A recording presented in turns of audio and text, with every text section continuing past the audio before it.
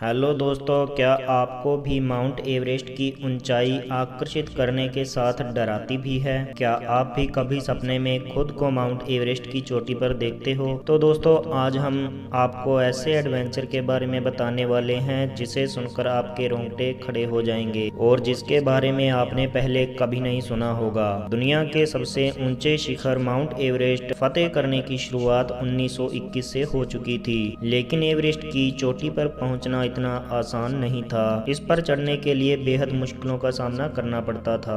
29,028 feet की ऊंचाई के इस सफर में बहुत सारे मौत के दरवाजे हैं। इस मिशन में कई लोग असफल हुए और कई लोगों ने अपनी जान गंवाई और कई लोगों का शव तो आज भी बर्फ के भीतर ही दबा पड़ा है, जिसे आज तक वापस नहीं लाया जा सका। और लेकिन फिर भी साहस के वीरों ने हिम्मत नहीं हारी और वह एवरेस्ट की चोटी पर पहुंचने का लगातार प्रयास करते रहे।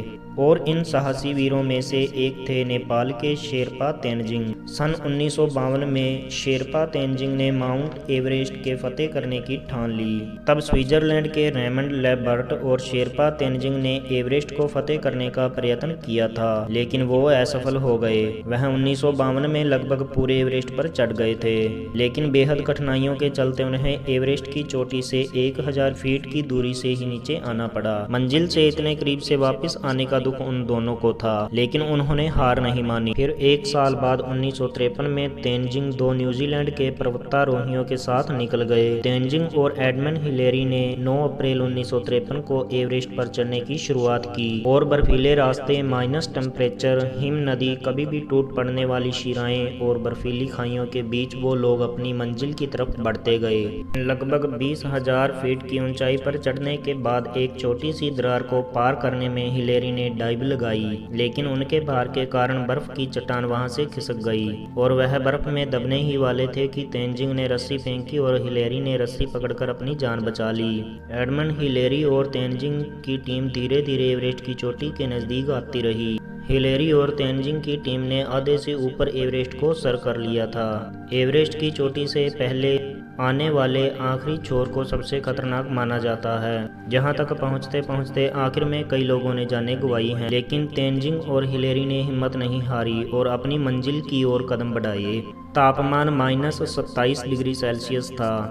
परिस्थितियां बहुत कठिन थी, फिर भी इन साहसी वीरों ने हिम्मत नहीं हारी। वह कठिनाइयों का सामना करते करते आगे बढ़ते चले गए और सुबह के 9 बजे वह दक्षिण शिखर तक पहुंच गए। धीरे धीरे ऑक्सीजन खत्म हो रहा था और उनके पास दूसरा ऑक्सीजन भी नहीं था कि वो पूरे अभियान को खत्म कर सकें। तेंजिंग की गति धीमी हो रही थी, उनको सांस लेने में भी तकलीफ हो रही थी, फिर भी वह अपने कदम आगे बढ़ाते चले गए।